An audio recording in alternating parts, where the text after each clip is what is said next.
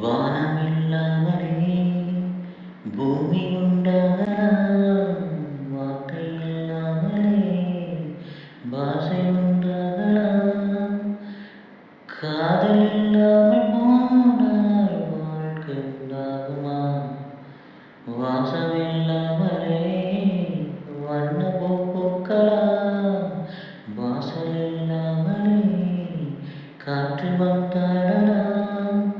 நேசம் இல்லாத வாழ்வில் பாசம் உண்டாகுமா? நேற்று இல்லாத மாற்றம் என்னது? காற்றினின் காதிலே ஏதோ சொன்னது. இதுதான் காதல் என்பதா? இளமை தூங்கிவிட்டதா?